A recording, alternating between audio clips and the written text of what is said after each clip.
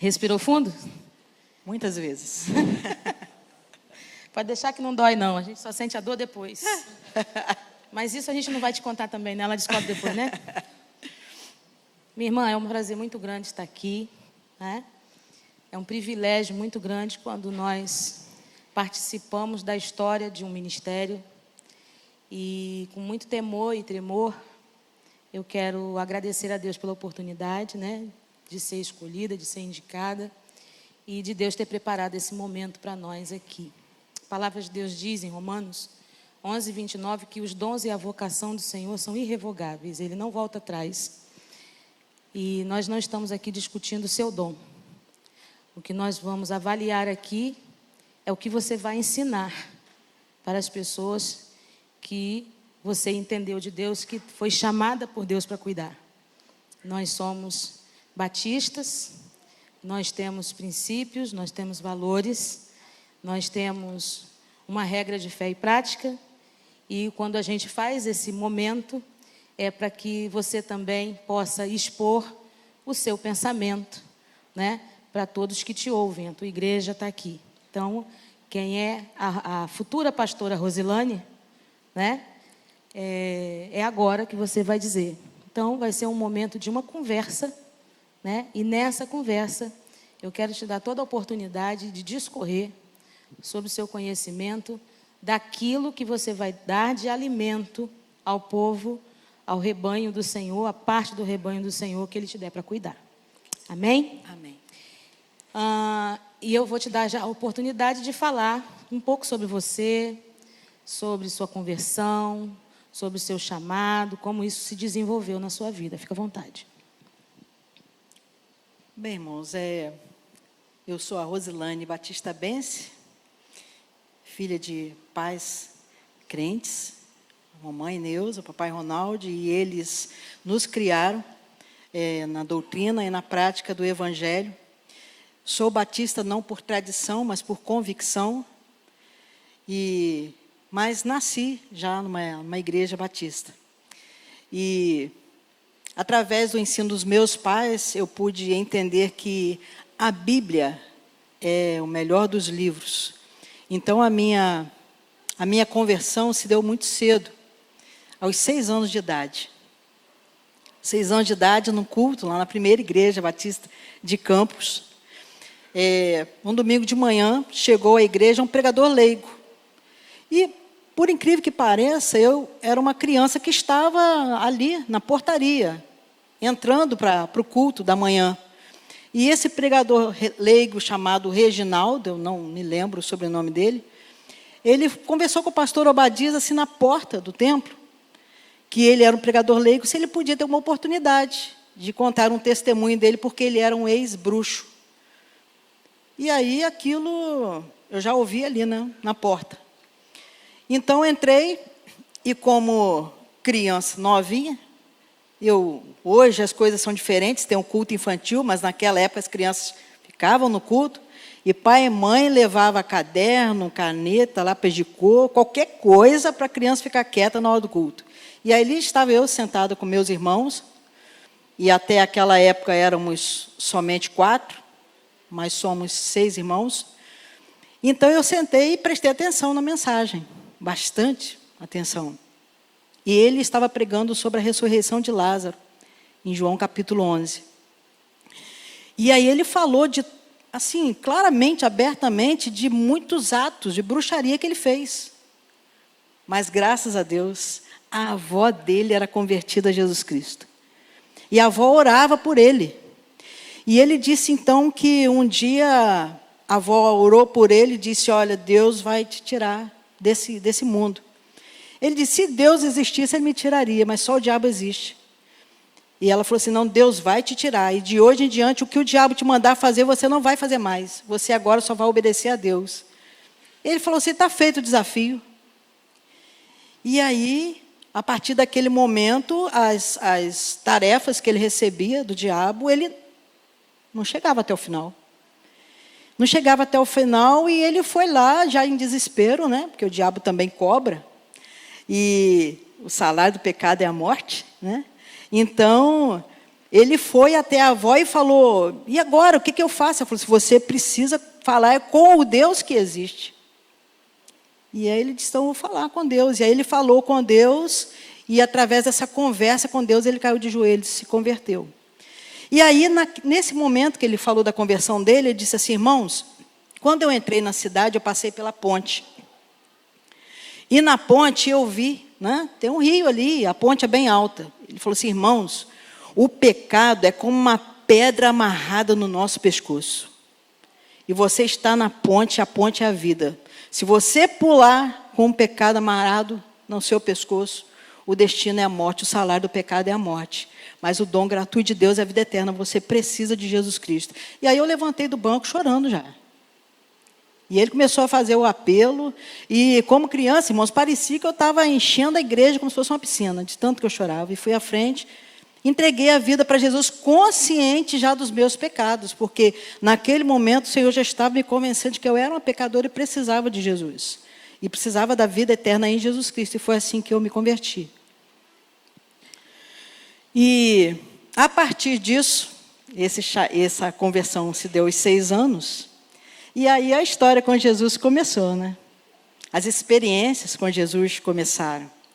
Tive a experiência de ficar preso numa geladeira, e quase morrer dentro de uma geladeira com uma prima, e quando eu orei, Senhor, tira daqui na mesma hora, apareceu alguém para abrir a geladeira naquela época, os irmãos que lembrarem, era de trava. Comecei a ter experiências com Deus. Até que aos 9 anos, num culto das vocações das mensageiras do rei, a preletora daquela noite era a irmã Maria Olímpia Lopes Xavier. E ela fez o apelo para missões. E lá no banco também eu senti o apelo, o chamado do Espírito Santo na minha vida. E o meu chamado para o ministério, naquela época não tinha mulher pastora, né? Era chamado missionário. Mas eu disse sim para o Senhor. Eu disse, eis-me aqui, envia-me a mim. E aí começou esse processo todo de convencimento do chamado, que não é fácil. Que foram anos e anos, resistência, desobediência e passagem de tempo, até que em 2004, depois de passar tantos anos, e vai para o IBER, não vai para o IBER, vai para o seminário, não vai para o seminário, casa, tem filhos, e o chamado sendo deixado de lado, porque, como batista, a gente sempre está muito ativo na igreja, né? Então, eu estava envolvida nas atividades da igreja, como qualquer bom batista. E aí, eu lembro que eu tive um sonho, e no sonho Deus me mostrava uma ampulheta.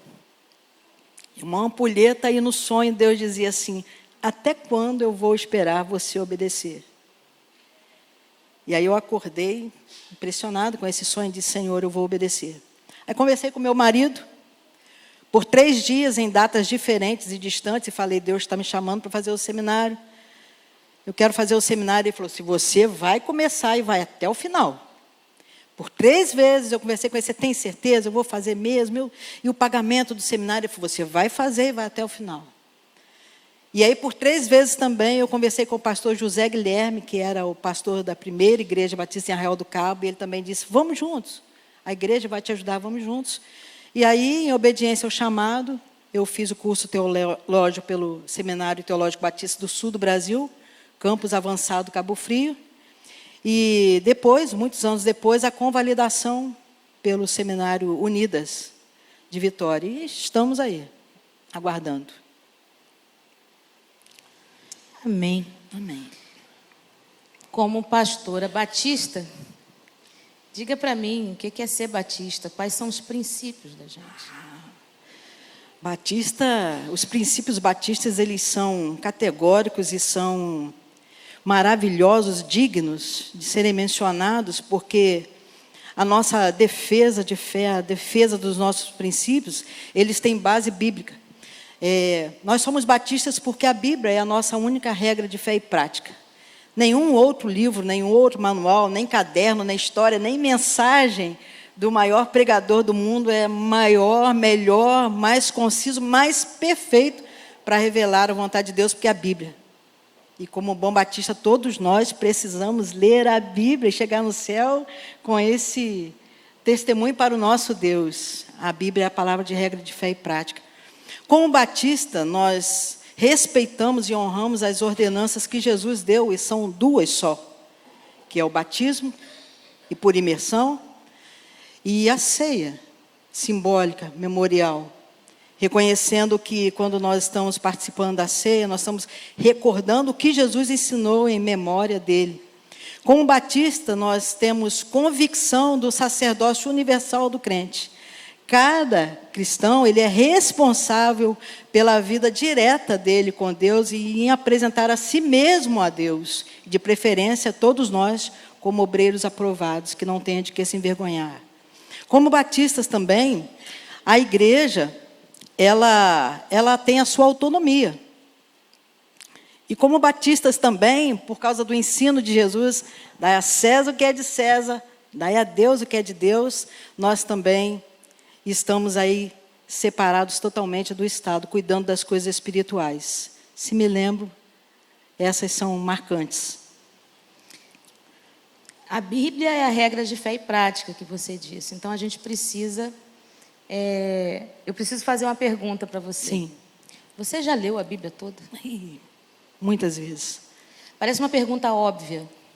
Não, mas a Bíblia é livro de cabeceira. A Bíblia para nós, ela não pode ser uma opção, ela tem que ser uma devoção, ela tem que ser por amor a Deus, porque a Bíblia é Deus falando conosco, ela é a revelação de Deus para nós, né? Uma revelação especial de Deus para nós.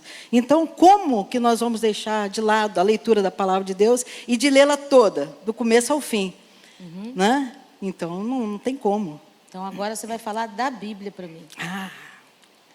Sabe quando nós somos crianças e os pais cantam aquelas musiquinhas para a gente? Pois é. Eu acho que a primeira música que mamãe cantou na vida para mim foi: sei que a Bíblia é a palavra de Deus, sei que a Bíblia é a palavra de Deus, a regra de conduta e fé, a regra de conduta e fé, a palavra de Deus, a Bíblia é... Teve a mãe de mais alguém que cantou. Fica entranhado, fica entranhado, fica entranhado. Isso. A Bíblia é a regra de fé e prática, ela é a palavra de Deus, ou ela contém a palavra de Deus? De forma nenhuma, ela é a palavra de Deus, completamente. E aí me explica, se eu te perguntasse, a Bíblia é a palavra de Deus, mas a gente vê na Bíblia partes onde você vê o diabo falando, o diabo agindo. Como que você explica isso para o seu rebanho? Eu acho muito interessante isso, porque Deus ele é um Deus tão justo, tão perfeito, que Ele não encobre as coisas erradas.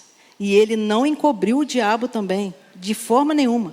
Deus deixou claro desde o início que era a escolha do homem escolher o bem e a vida, e não escolher o mal. Então Deus sempre deixou isso à tona. E o diabo faz parte disso, né? Então a Bíblia revela. Há textos, por exemplo, que têm palavras do diabo, mas também há um texto que diz que o diabo pede a Deus se pode mexer com Jó, em Jó capítulo 1, e Deus diz: você vai fazer só o que eu deixar. Então, Deus, ele como ser suprema autoridade, o profeta Isaías, no capítulo 45, se não me engano, ele é o criador de todas as coisas, ele é o criador da paz, ele é o criador do mal, até do senso de dignidade, de erro. Deus, ele é o criador, né? E interessante que nesse texto, o texto está no original hebraico, bará, ele é o criador. Então, até mesmo o diabo está debaixo da autoridade de Deus e ele não se fez sozinho. Há um propósito de Deus, até na vida dele, e está debaixo desse jugo, e nós somos privilegiados, porque nós não estamos no mesmo jugo, mas estamos debaixo da graça e da misericórdia. Fala um pouco desse processo de como a Bíblia chegou até nós. A Bíblia chegou até nós, ela teve que passar por um processo de autorização, né? Ela teve, para ser aceita pela sua comunidade, os livros serem reconhecidos como escritos e inspirados por Deus, escritos através da iluminação, da inspiração do Espírito Santo. A Bíblia ela teve que ser reconhecida como fiel e digna. A palavra dela teve que ser verdadeira, tem que ser autêntica. A Bíblia, ela passou por processo de canonicidade, né? Reconhecendo a autoridade, que foi escrita por um servo de Deus. Ela tinha que ser reconhecida pela comunidade. Então, ela não chegou a nós de qualquer forma. E o processo de preparação da Bíblia não foi como um autor, hoje em dia, que pega, escreve um livro, né? Em 1 ano, 2 anos, e vai lá e manda... 10 minutos no chat do RBT. Não é assim não, né? A Bíblia levou cerca de 1.500 anos para ser escrita. E Deus usou cerca de 40 autores inspirados. Inclusive, a palavra de Deus diz, ela mesma testifica dela, né? E eu sei que tem muita gente aí que está com a Bíblia hoje. Então, abre comigo aí, em 2 Timóteo.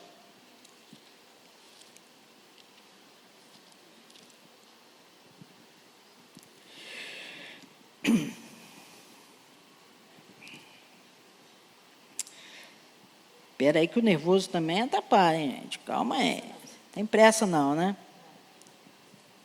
A gente só veio aqui para isso. Isso. 2 Timóteo 3,16. Olha o que o apóstolo Paulo está dizendo a Timóteo. Aliás, eu vou ler a partir do verso 14, porque serve para cada um de nós.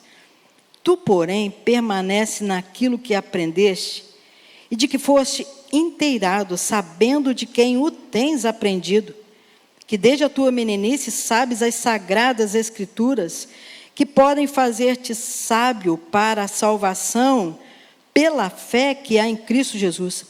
Toda a escritura, ela é divinamente inspirada, proveitosa, para ensinar, para redarguir, para corrigir, para instruir em justiça, para que o homem de Deus seja perfeito e perfeitamente instruído para toda boa obra.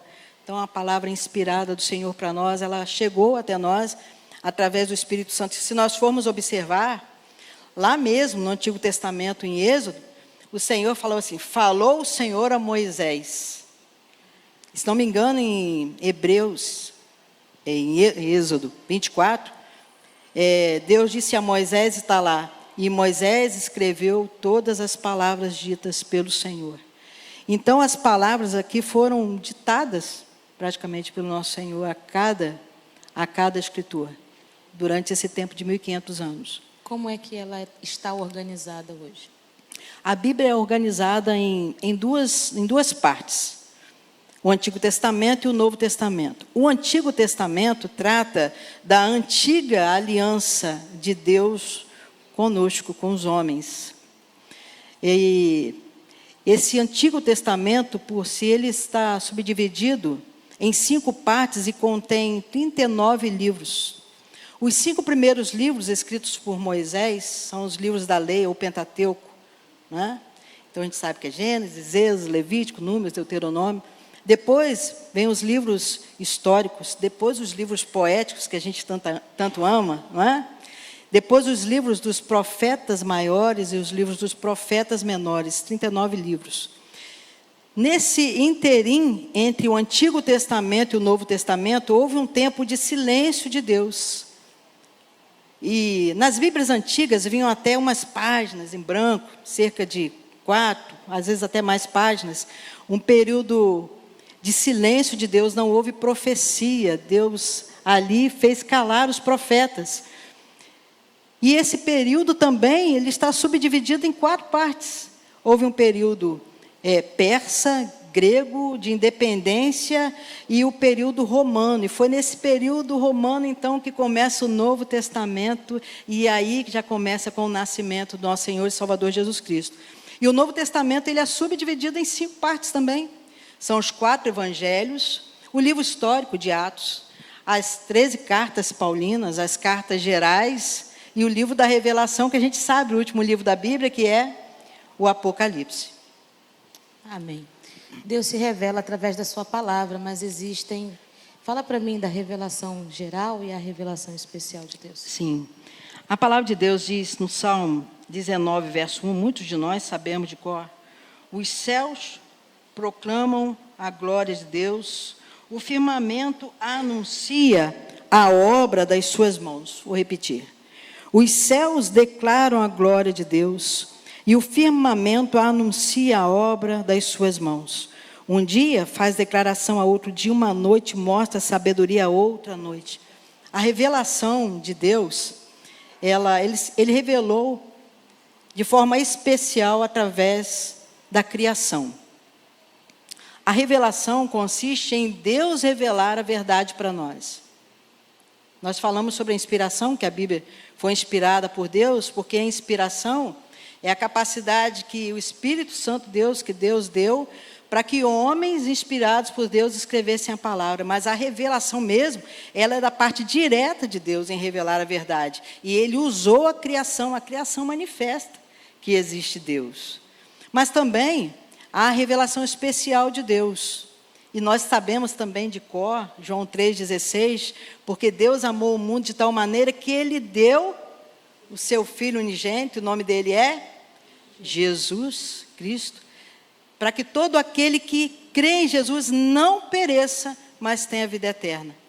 Mas também a Bíblia diz, em Hebreus, capítulo 1, a partir do verso 1, e você pode abrir comigo também. Então, um bocadinho.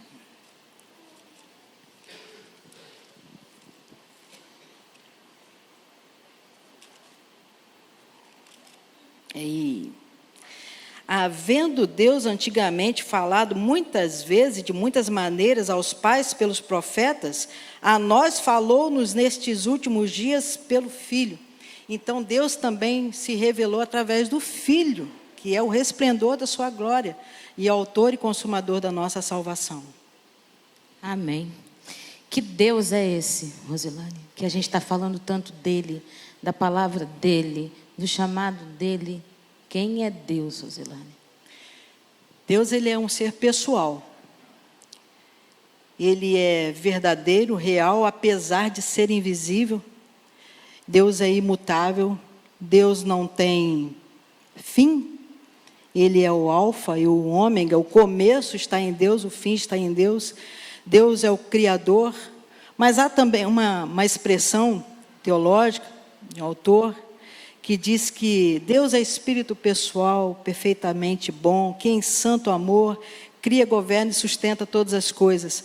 Mas eu gosto também, e gosto muito. E eu lembro que eu usei esse texto quando eu entrei no seminário e o pastor Roberto perguntou: quem é Deus? Eu falei: Deus é o meu marido. E ele olhou para mim assim, mas está lá em Isaías, capítulo 54, eu, Criador, sou teu marido.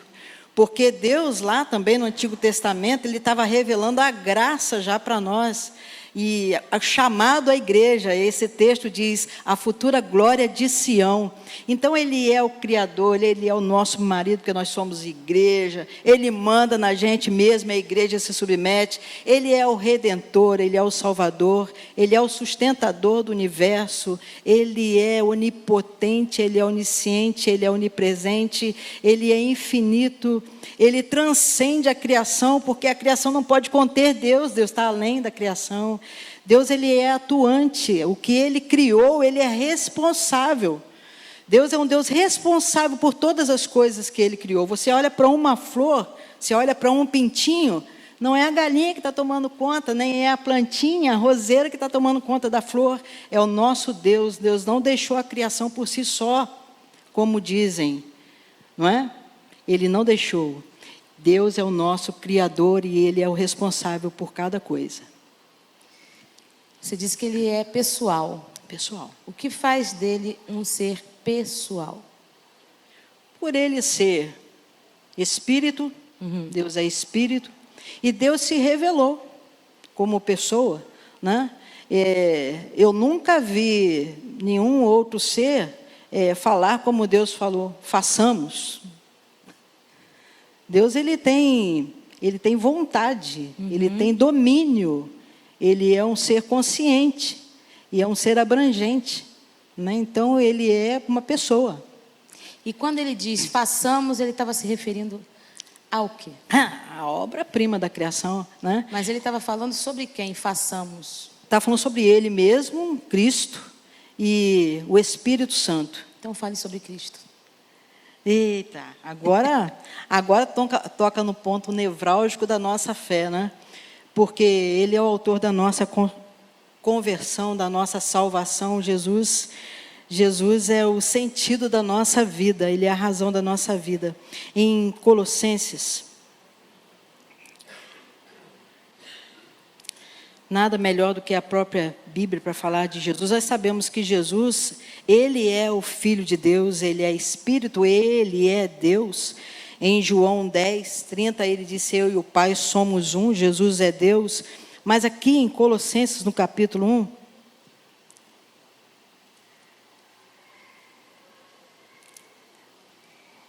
esse texto é tremendo. Diz assim, a partir do verso 12: dando graças ao Pai, que nos fez idôneos para participar da herança dos santos na luz, o qual nos tirou da potestade das trevas e nos transportou para o reino do Filho do seu amor, em quem temos a redenção pelo seu sangue, a saber, a remissão dos nossos pecados, o qual é a imagem do Deus invisível, o primogênito de toda a criação, porque nele foram criadas todas as coisas que há nos céus e na terra, visíveis e invisíveis, sejam tronos, sejam dominações, sejam principados, sejam potestades, tudo foi criado por ele e para ele. Ele é antes de todas as coisas, e todas as coisas subsistem por ele. Ele é a cabeça do corpo da igreja. Ele é o princípio, é o primogênito dentre os mortos, para quem tudo tem a preeminência. Porque foi do agrado do Pai que toda a plenitude habitasse nele, e que, havendo por ele feito a paz pelo sangue da sua cruz, por meio dele, reconciliasse consigo mesmo todas as coisas, tanto as que estão na terra como as que estão nos céus. E aí para nós, né, a vós, que noutro tempo erais estranhos, inimigos nas vossas obras, mas agora contudo vos reconciliou no corpo da sua carne, pela morte, para perante ele vos apresentar santos, irrepreensíveis e inculpáveis. Mas a palavra de Deus diz também, a palavra de Deus revela o próprio Jesus, né, irmãos? Desde o começo, a gente sabe que até mesmo a antiga aliança aponta para Jesus. O apóstolo Paulo, ele fala em Efésios, no capítulo 1, a fim de convergir todas as coisas em Cristo. Então, eu tô assim com a Bíblia, que ela não é minha. E aí não é a mesma coisa, né? Mas diz que no princípio era o Verbo. O Verbo estava com Deus, o Verbo era Deus. Ele estava no princípio com Deus. Todas as coisas foram feitas por ele, sem ele nada do que foi feito se fez. Então, Jesus, ele é a palavra de Deus revelada a nós. Em João 14, verso 6, diz que Jesus é o caminho, é a verdade, é a vida. E ninguém vai ao Pai a não ser por ele. Então, Jesus, ele é o Salvador, ele é o Senhor e ele é Deus. Filipenses, capítulo 2. E eu quero dizer para os irmãos que, pessoalmente, eu não gosto muito de cantar hinos que chamam Jesus de você por causa de Filipenses 2, que diz assim: de sorte que haja em vós o mesmo sentimento que houve também em Cristo Jesus, que sendo em forma de Deus, não teve por usurpação ser igual a Deus, mas passou pela kenosis aqui, esvaziou-se a si mesmo, tomando a forma de servo, fazendo-se semelhante aos homens, e achado na forma de homem, humilhou-se a si mesmo, sendo obediente até a morte, morte de cruz. Por isso Deus também o exaltou soberanamente, e lhe deu um nome que é sobre todo nome, para que ao nome de Jesus se dobre todo o joelho dos que estão nos céus, mas na terra também, e debaixo da terra, e toda a língua confesse que Jesus Cristo é o Senhor, para a glória de Deus Pai. Então, Eu creio que a gente que estuda um pouquinho de português, entende semântica, sabe que a palavra tem a mesma tônica, pode ser falado Senhor em obediência à palavra de Deus. Amém, minha irmã. Falamos de Deus, falamos de Jesus, que é Deus, conforme a irmã pontuou. E falamos também de Jesus ser esse caminho que leva o homem a Deus. Por que precisa de um caminho para levar a Deus? Esse homem, fala desse homem, de toda essa história, para que Jesus precisasse vir. Eu vou te dar a oportunidade de discorrer sobre esse movimento, te dar liberdade para falar, porque você está falando tão bem que eu não preciso fazer mais nada. Eu só preciso botar a bola e você chuta. Pastora. Né, irmãos? Amém? Pois então, é. continua assim, irmão? Pode continuar assim? Então, continua, Senhor varô, em Jesus. nome de Jesus. Irmãos, se estamos falando, temos que lembrar que não é capacitação nossa, é a iluminação do Espírito Santo. Né? É Ele que nos capacita a compreender as verdades de Deus. Né? Então, em Gênesis, no capítulo 1, fala da criação do Senhor. E o homem não foi criado fora. O homem faz parte dessa criação de Deus. E em Gênesis, depois de Deus criar todas as coisas, sol, lua, estrela, firmamento, água, plantas, peixes.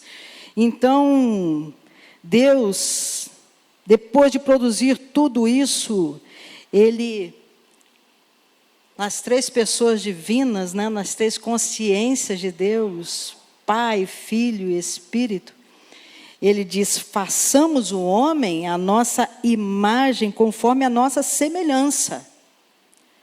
E domine sobre os peixes do mar, sobre as aves do céu, sobre o gado e sobre toda a terra, e sobre todo o réptil que se move sobre a terra. E aqui em Gênesis, no capítulo 2, a partir do verso 7, diz assim, e formou o Senhor Deus o homem do pó da terra, e soprou em suas narinas o fôlego da vida, e o homem foi feito alma vivente. Mas eu quero chamar a atenção para os irmãos que tudo que Deus fez, Ele dizia que era bom. Tudo que Deus fez era bom. Então o homem foi feito em completa inocência, conhecendo o bom de Deus, o que é bom de Deus. E para que o homem permanecesse assim, a vontade de Deus era que o homem permanecesse assim, então como um bom pai, Deus alertou sobre o perigo do mal. E aí aqui no verso 15, 16 e 17, o Senhor, como um bom pai e criador, tomou o Senhor Deus o homem, o pôs no jardim do Éden, para o lavrar e o guardar. E ordenou o Senhor Deus ao homem, dizendo, de toda a árvore do jardim comerás livremente. Fica à vontade, meu filho. Mas da árvore do conhecimento do bem e do mal, dela não comerás, porque no dia em que dela comeres, certamente morrerás. Então Deus queria que o homem continuasse com a sua ingenuidade. Mas como eu disse, o diabo também foi criado por Deus, porque ele não se criou sozinho. E houve a manifestação do mal, porque nós vemos aqui antes da criação do homem, que a Bíblia conta em Isaías 14 e em Ezequiel 28, que o diabo estava presente, né? Em Isaías 14 diz, estavas no Éden, no dia em que foste criado, foram criados os teus tamborins, né? Então, não existe esse nome na Bíblia, Lúcifer, mas Deus criou o anjo que carregava uma luz, né? O líder de adoração. E ele se rebelou contra Deus e com ele, com essa rebelião, que quem quiser aprender mais um pouquinho, leia lá Isaías 14, Ezequiel capítulo 28, você vai ver rebelião. Então o diabo estava aqui, se intrometeu aqui na criação. E a Bíblia diz que quando estava a mulher ali no jardim do Éden, a serpente que era mais astuta que todas as animarias do campo que o Senhor Deus tinha feito, essa disse à mulher, é assim que Deus disse, não comereis de toda a árvore do jardim? e com uma insinuação com tentação, provocação a pecar. Eva foi seduzida à desobediência e ela tomou do fruto, tomou e comeu, diz a Bíblia, e deu também a seu marido. E eles perceberam imediatamente que estavam nus, perderam a inocência. E Deus encontrou o homem agora já não mais inocente, em pecado. E aí veio a maldição, né? Porque o salário do pecado é a morte. Romanos 3, 23, o salário diz que todos pecaram e separados estão da glória de Deus. E Romanos 6, 23 diz que o salário do pecado é a morte. E o dom gratuito de Deus é a vida eterna. Então o homem agora aqui, ele ficou completamente sem noção do que ele tinha feito.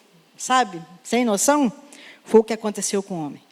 E Deus então o expulsou do jardim do Éden.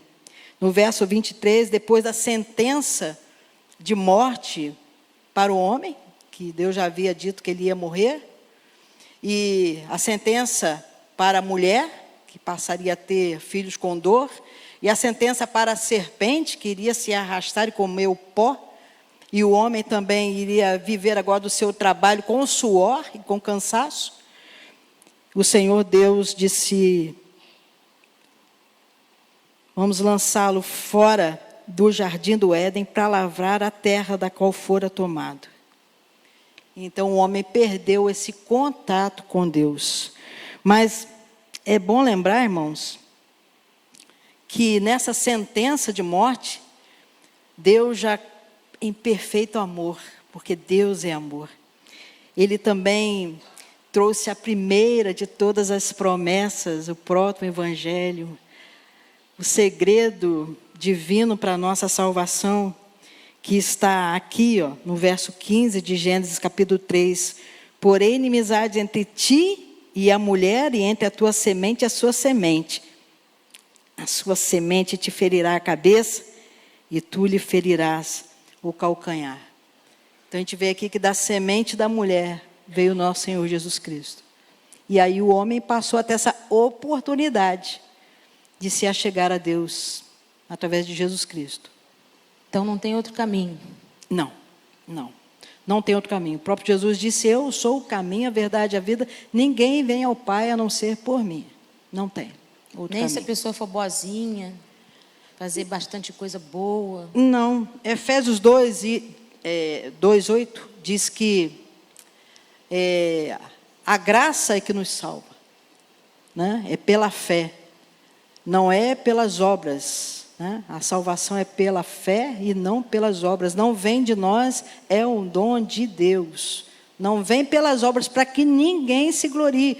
Porque se fosse assim, pastor, se fosse assim, os discípulos de Jesus, os 12 inclusive, teriam aproveitado a oportunidade de Jesus fazer milagres e ser Deus, e teriam feito muitos hospitais, muitas creches, muitos mercados, muitos hortifrutis, muitos remédios, muitas vacinas, mas não é pelas obras, não é por nenhum ato do homem, é somente pela fé em Jesus Cristo.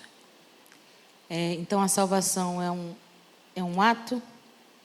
É um ato de Deus em direção ao homem. Deus veio até o homem através de Jesus Cristo. E como é que eu perco a salvação? Eu perco?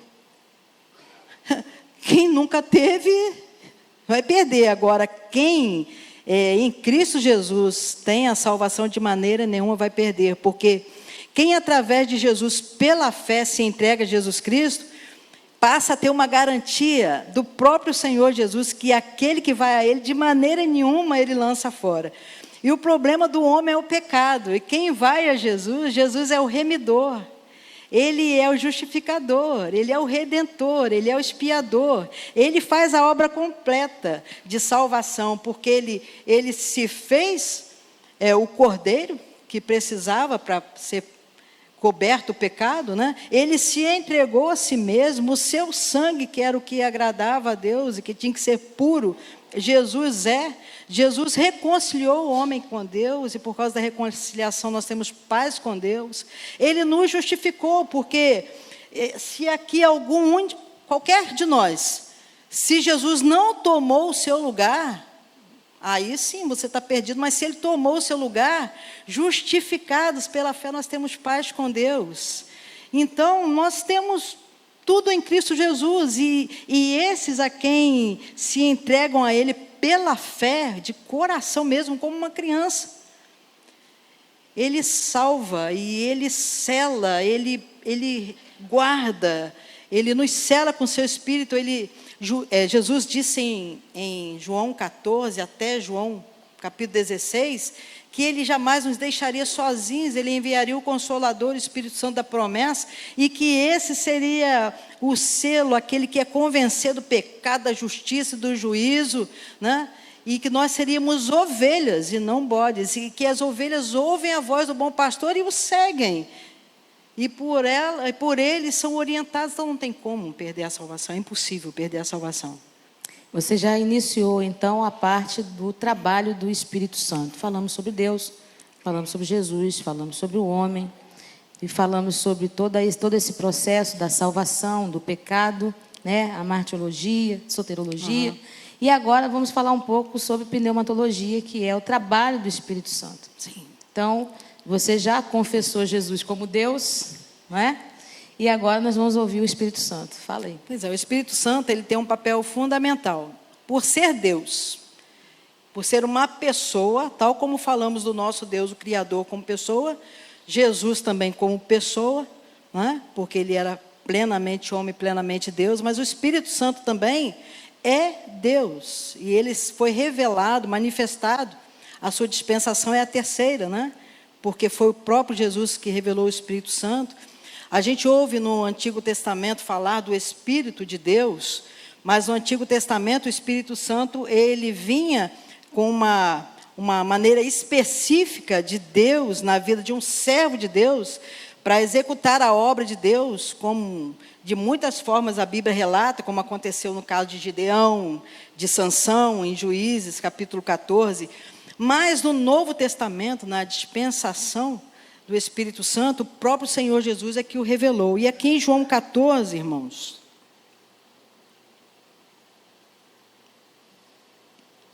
você está com a Bíblia aí?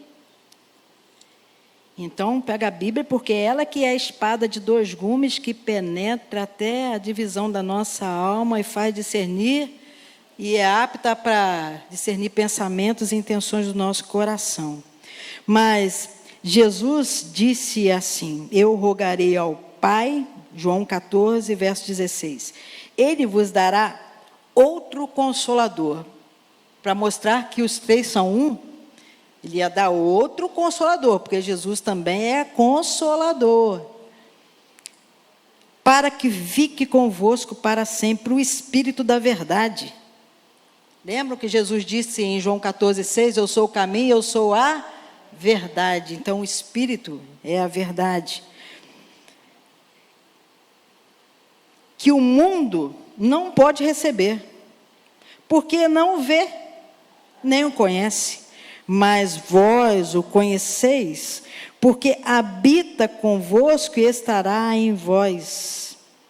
Então o Espírito Santo apresentado pelo próprio Senhor Jesus, no verso 26, ele diz assim: aquele Consolador, o Espírito Santo, a gente lê lá em Isaías, no capítulo 6, Santo, Santo, Santo é o Senhor dos Exércitos. O Espírito Santo é Deus, Ele é santo, o Espírito Santo, que o Pai enviará em meu nome. Então Jesus está falando aqui a gente percebe nesse versículo a trindade e a triunidade de Deus, né?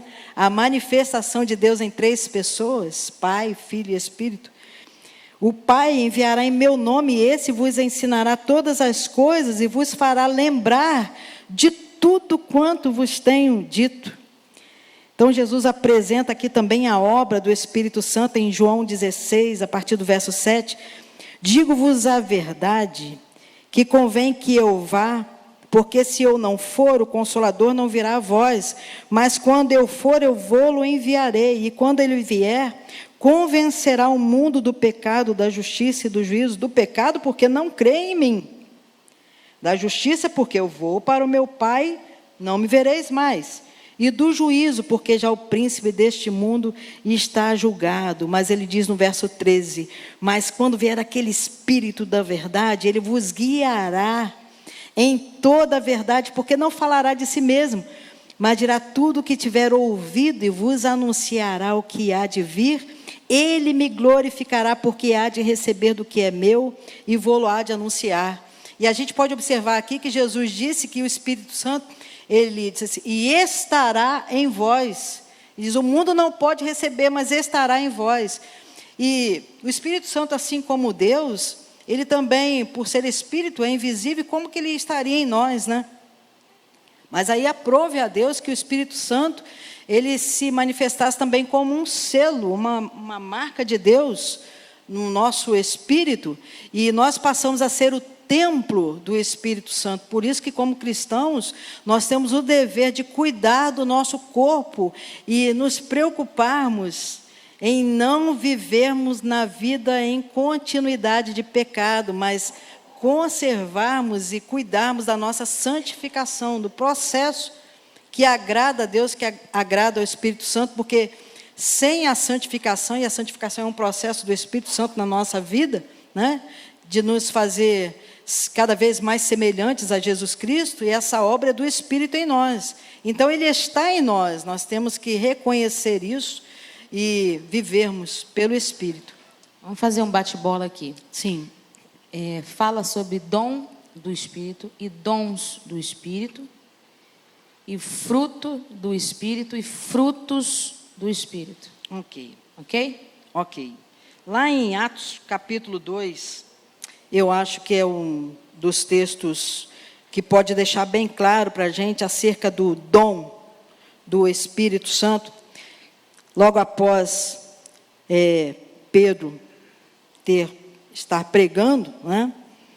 A partir do verso 37, antes de haver a conversão de 3.000 almas, diz, e ouvindo eles isto, ou a pregação de Pedro, compungiram-se em seu coração e perguntaram a Pedro e aos demais apóstolos, que faremos, homens e irmãos? E disse-lhes Pedro, arrependei-vos e cada um de vós seja batizado em nome de Jesus Cristo para perdão dos pecados e recebereis o dom do Espírito Santo, porque a promessa vos diz respeito a vós, a vossos filhos e a todos que estão longe e a tantos quantos Deus nosso Senhor chamar.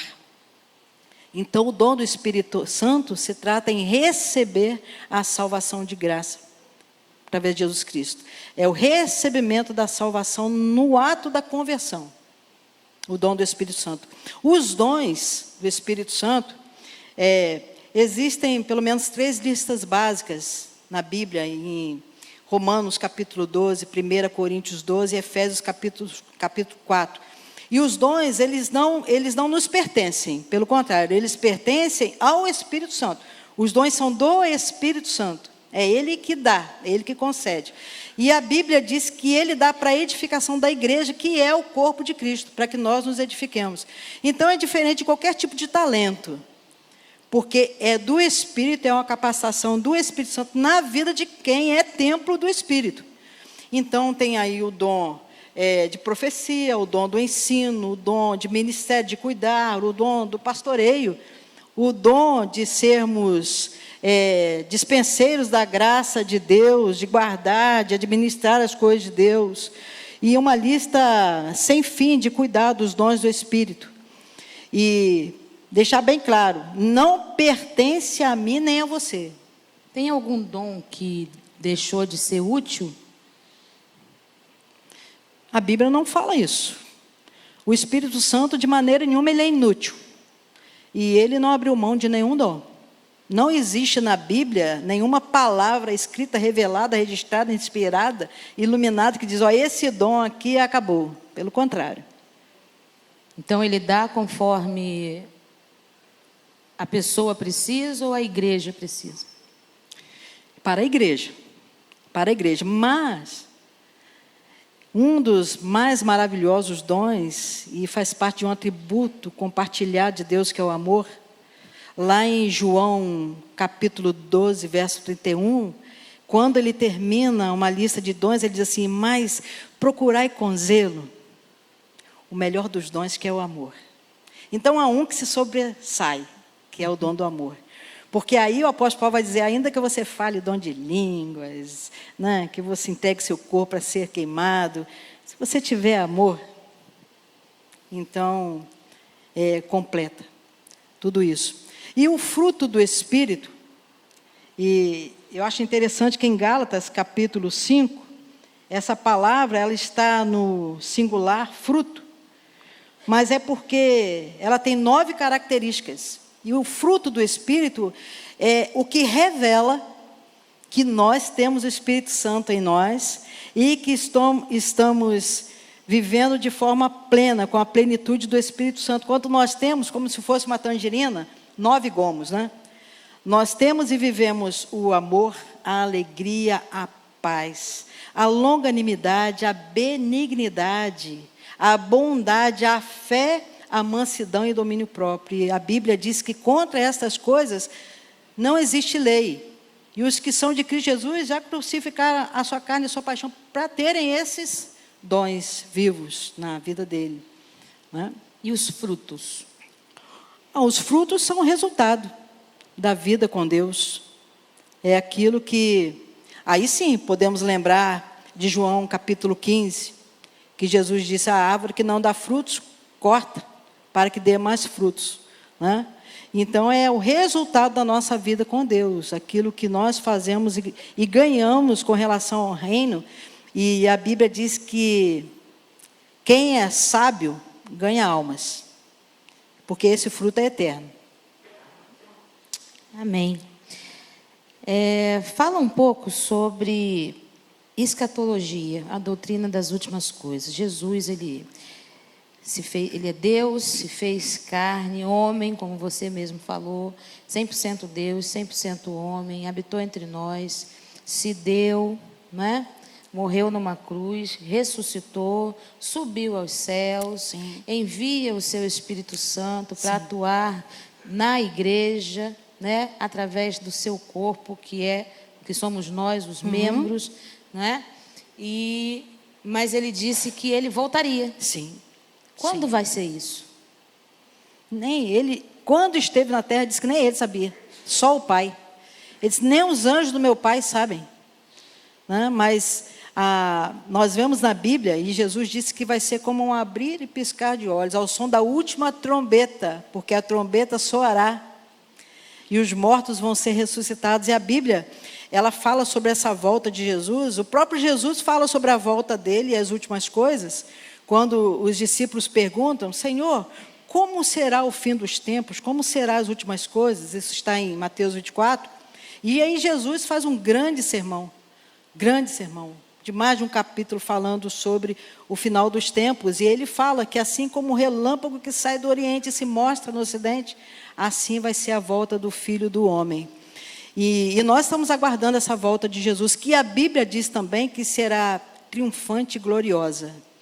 E que vai ser, e que nós vamos ver na nuvem, e diz que todo o olho o verá, até quem transpassou Jesus.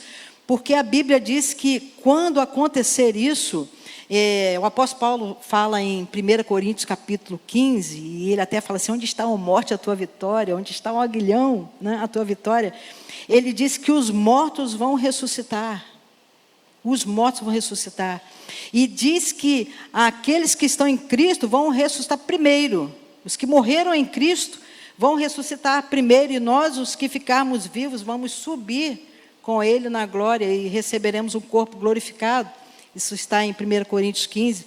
Mas o apóstolo Paulo, ele fala em Tessalonicenses também sobre a vinda do Filho do Homem.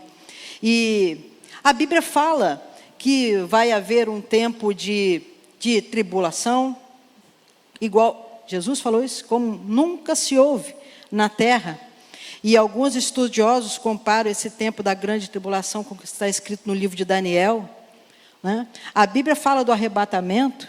Então há correntes que acreditam que nós estamos na era da igreja, que é a corrente milenista, que diz que nós estamos na era da igreja, e que nós não sabemos a hora que Jesus vai voltar. O evangelho está sendo anunciado em todo o mundo, Mas Jesus vai voltar, e quando ele voltar, os mortos vão ser ressuscitados, vai haver o juízo final e o estado eterno. Mas há também outra corrente, que é a corrente pré-milenista, que acredita que Jesus vai voltar antes de 1000 anos. Então vai haver uma grande tribulação, o evangelho vai ser anunciado, mas vai haver uma grande tribulação, vai haver o arrebatamento da igreja.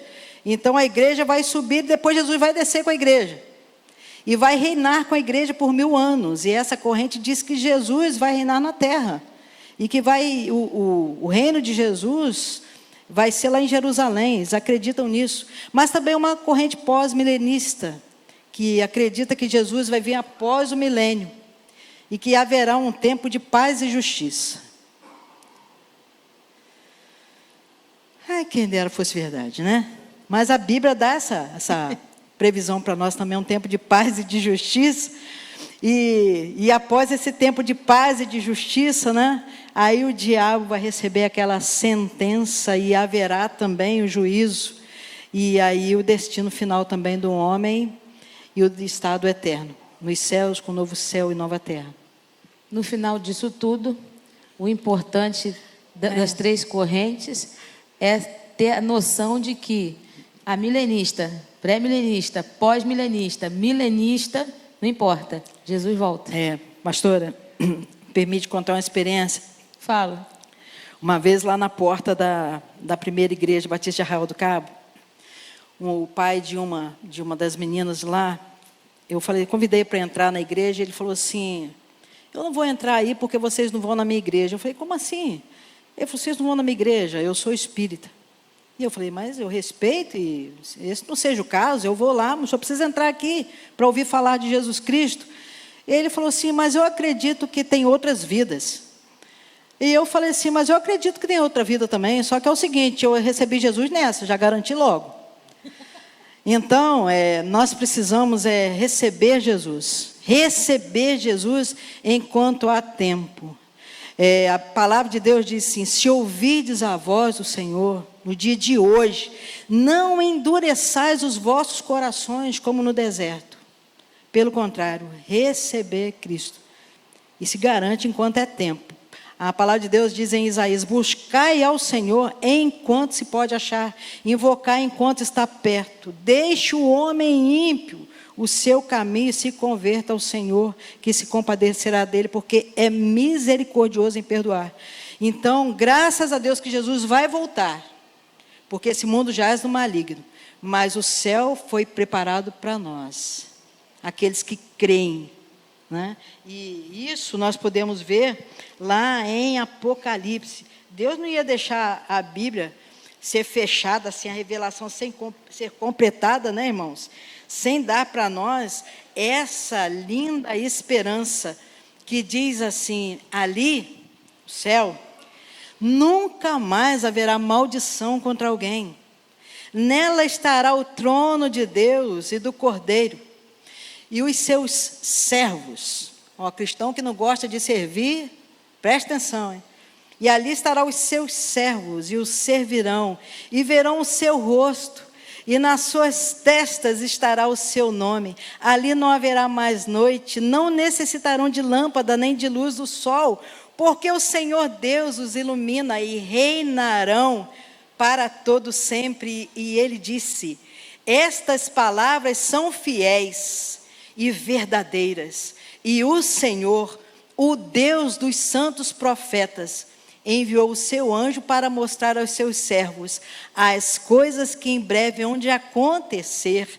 Eis que presto venho, bem-aventurado aquele que guarda as palavras da profecia deste livro. Jesus vai voltar. Maranata. Maranata. Maranata. Ele vai voltar e vai buscar a igreja. Vai voltar à igreja. Fala da igreja. Dela eu não abro mão, que senão não estaria fazendo parte do corpo de Cristo. A igreja, nós podemos dizer que a igreja, existe a igreja visível e a igreja invisível.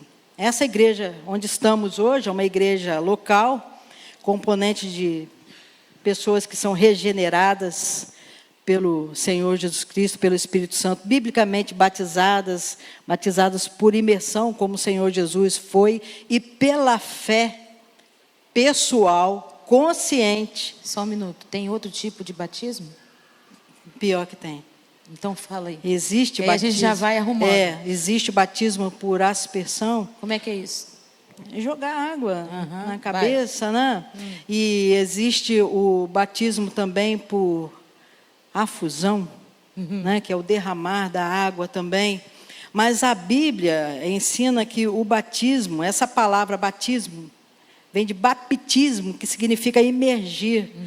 E a palavra de Deus diz, eu não vou me lembrar agora o endereço, mas diz que assim como Jesus, nós somos sepultados com Ele no batismo e ressuscitados com Ele. Então, o batismo por imersão significa que nós vamos deitar mesmo e morrer ali nas águas para o velho homem, simbolicamente, né, irmãos? Porque pouco tempo para ter fôlego embaixo d'água, mas levantar, e esse levantar do batismo significa ressurgir como Jesus ressuscitou, levantar para uma nova vida.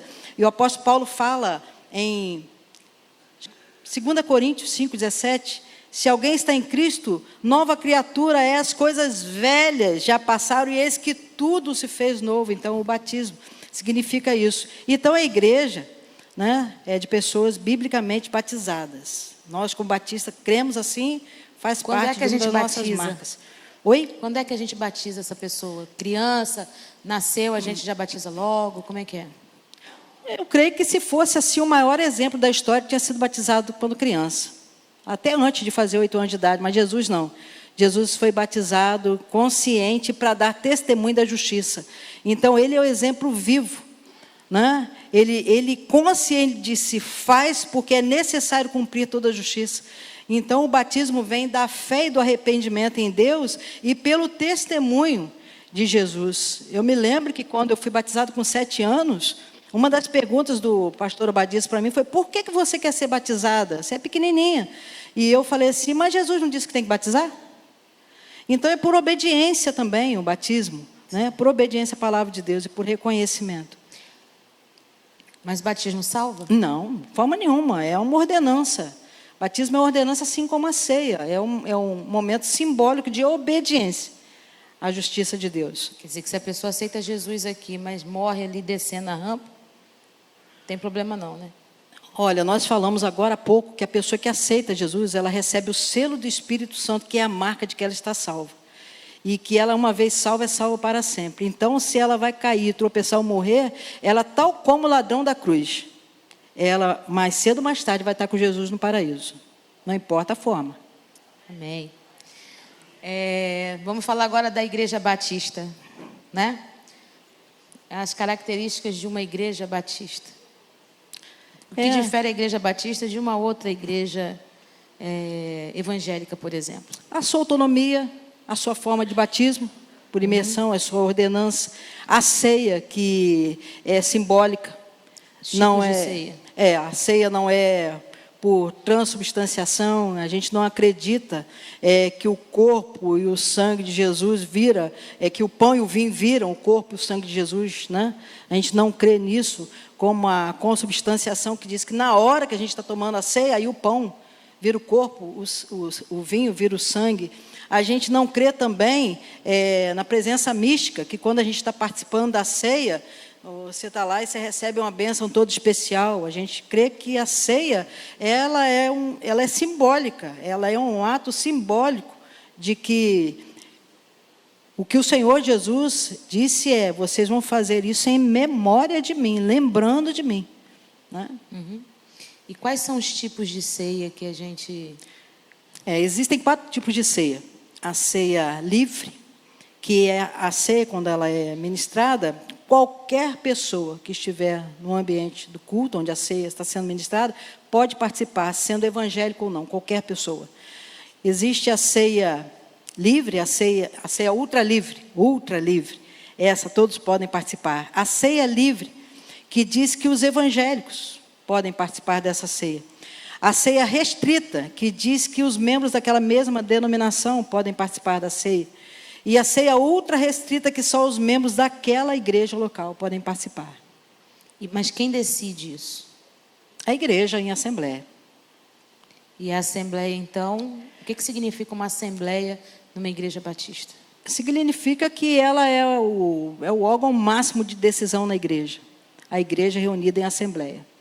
É o poder soberano. Poder soberano da igreja. Tá certo. Quais são os oficiais de uma igreja batista? Atos capítulo 6. Havendo reclamação de que as viúvas estavam sendo deixadas de lado no alimento diário, o texto de Atos 6 diz que os apóstolos se reuniram e disse: não é bom que nós deixemos a palavra para servir à mesa. E representando assim os pastores, os líderes, os bispos, né, os presbíteros da igreja, o anjo da igreja, ele disse: vamos escolher 7 homens de boa reputação e vamos colocá-los sobre esse negócio de servir às mesas. E escolheram 7 homens, e aí eles disseram: mas nós perseveraremos na oração e no ensino da palavra. Então, os oficiais da igreja, pastores e diáconos. Como que uma igreja batista, como que a denominação se organiza a partir da igreja local? Organização denominacional agora. A igreja local, as associações. Nós, por exemplo, estamos fazendo parte aqui hoje da Associação Batista da Planície. Tem as convenções estaduais, tem as convenções dos países, nós fazemos parte da Convenção Batista Brasileira, tem a Convenção Batista Latino-Americana, a UBLA, e tem a Aliança Batista Mundial. Já que você disse que a Igreja Batista é autônoma e que ninguém tem ingerência nela, como que essas igrejas elas se comunicam? Qual é esse sistema que faz que a gente esteja todo mundo aqui e falando a mesma... Nós temos essa cooperação mútua.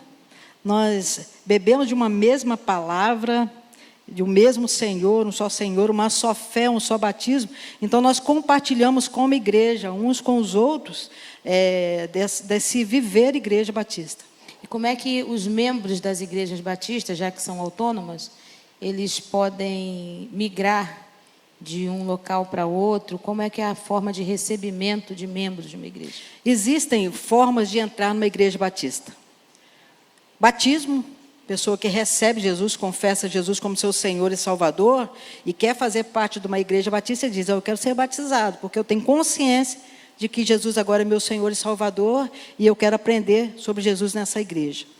Batismo, a carta de transferência. Às vezes ele está em uma igreja, quer vir para outra, carta de transferência. Também a reconciliação. Às vezes a pessoa ela se distrai no caminho e se afasta, né? E aí quando ela decide voltar aos caminhos do Senhor, ela pede a sua reconciliação com a igreja. E também batismo, carta de transferência, reconciliação e também por declaração de fé. Pode ser recebido também por aclamação. Ou declaração de fé, como a gente costumava dizer aqui na PIA do IPS, declarando que crê em Jesus, mas às vezes não faz parte de nenhuma outra igreja, ou a igreja que ele fazia parte fechou. E como é que a gente trabalha o desligamento de membros de uma igreja batista? Na morte, pessoa desligada. Ela também pode ser desligada através de uma carta de transferência. Também ela pode ser desligada por uma carta compulsória, ou também por um desligamento ou exclusão. Certo. Fala um pouquinho sobre a disciplina na Igreja Batista. Olha, nós temos como costume fazer uma disciplina preventiva, que é ensinar a palavra de Deus, né? Eu até falei com o pastor Arnaldo, disciplina formativa, mas é preventiva mesmo, de formando o caráter de Cristo na pessoa para que ela não erre. Mas também há a disciplina corretiva. Se ela vier a errar e entrar num caminho de pecado contínuo, né? Então o pastor chama ela no gabinete e explica, e ela precisa ser corrigida. Mas dá também a disciplina cirúrgica, caso a semelhança do que Jesus ensinou em Mateus 18. Se teu irmão pecar contra ti, vai entre ti e ele só. Se te ouvir, ganhou seu irmão. Mas se não te ouvir, considera publicano, gentio. Então, tira ele fora do seu convívio. Ok. Vou fechar com chave de ouro, hein? Eita. Misericórdia, Senhor. Da onde saiu esse negócio de ser batista? Fala um pouquinho da história dos batistas para a gente. Pois é. Toda pessoa tem a sua história. E nós, como batistas, também temos a nossa história. E Jesus disse que ele ia edificar a sua igreja e as portas do inferno não prevaleceriam contra ela. E o inferno sempre tenta prevalecer contra a igreja de Jesus e é sempre tentando derrubar os seus alicerces e as suas bases. Então, no final do século XVI, Deus trouxe esse entendimento ao reformador chamado Lutero. Ele entendeu que a igreja da época, a igreja que era, não, aquela que era referência do cristianismo na época, estava se desviando do que a Bíblia realmente pede, que é o batismo bíblico, a Bíblia como regra de fé e prática, o batismo por convicção e não batismo em crianças sem noção do que está sendo feito, bebês, e por tradição. Então, e a partir disso começaram as batalhas e as lutas pela fé e pela palavra de Deus. E nessa época surgiram os puritanos ali no século XVII. E dentre eles, os puritanos, surgiram os puritanos separatistas. 2 se destacaram para nós como batistas. E eu posso até fazer a confusão do nome deles agora, mas, se não me engano, e acho que vai me dar uma falha aqui de mente agora. Mas em 1609, Smith, ele aí, depois de tanto batalhar pela fé contra reis e contra a igreja, pela separação da igreja e do Estado, ele fundou uma igreja lá na Holanda, em Amsterdã, em 1609. Junto dele estava Helwils. E ele fundou também com esse, anos depois, uma igreja na Inglaterra. O tempo passou. E aí, o evangelho foi avançando de tal forma que chegou à América. E os missionários foram enviados da América para cá, da América do Norte, da América do Sul, chegaram até aqui. E entre nós chegaram grandes homens. O William e Anna Bagby, né? E outros. Então, aqui no Brasil, o evangelho chegou para nós, graças a Deus, através do ensino lá nos primórdios para os indígenas. Até que chegou em Santa Bárbara do Oeste, em São Paulo, e ali foi fundada uma primeira igreja brasileira, mas a língua, o culto ainda não era em português. Foi fundado ali, mas com 5 pessoas, mas era para os colonos ali daquela época. Até que depois um ex-padre se converte, Padre Antônio Albuquerque. Ele se converte junto a mais 4 pastores. Esses pastores, ele ali em 1882, ele faz então a primeira igreja batista brasileira com língua portuguesa em Salvador, na Bahia. E aí o evangelho acabou chegando até nós, estado do Rio, Campos, e chegamos aqui. A PIB do IPS, por exemplo, foi formada em dezembro de 1964, antes de eu nascer. Estamos aí, vivos e atuantes. Então a gente não surgiu assim do nada, a gente achou bonito. Temos uma história. Temos uma história. E teve alguém que cavou. Teve alguém que cavou essa história. Que pavimentou a estrada. Sim, para defender a palavra de Deus e os princípios. Tá certo. Plano cooperativo, porque eu sou executiva de associação, não posso esquecer disso, né? Plano cooperativo, irmãos, é o seguinte: você paga a conta da sua água e a sua luz. A Igreja Batista também, para investir no reino, tem suas despesas. Então, nós, como batistas, 10% do que nós arrecadamos, os dízimos, nós encaminhamos esses 10% para a associação. Essa, por sua vez, de 10% vai mandar para a nossa convenção, para que o evangelho alcance o mundo. Ele é utilizado para quê? A gente envia e para que é? Para missões, para sustento dos missionários, para abertura de escolas, para o avanço do Evangelho no Brasil e no mundo. Amém. Presidente, eu me dou satisfeita. Passo a palavra ao presidente e quero aqui registrar minha alegria, minha honra A Deus. de fazer parte de novo. Quero falar sobre isso. Obrigada, minha amiga. Minha honra de estar aqui com você, viu, minha irmã? Assim como eu te disse, há tempos remotos, Deus sempre tem seus métodos e o seu tempo. Mas se é Ele quem fez, Ele vai completar. Aleluia. Amém? Bendito seja o nome do Deus te Senhor. abençoe. Amém. Amém. Louvado seja Deus, gratidão ao nosso Deus pela vida da pastora Raquel. Mas agora eu quero franquear a palavra ao presbitério. Se o presbitério tiver mais alguma pergunta para fazer à candidata, estão com a palavra. Mais alguém? Se dão por satisfeitos também? Louvado seja Deus. Eu quero convidar o pastor Maio que vem à frente, o ministério, a igreja para ficar de pé. E os pastores, por favor, se conduzam para aquela sala, para que a gente possa, assim, reunidos, trazer o parecer para a igreja de se positivo ou não. Por favor.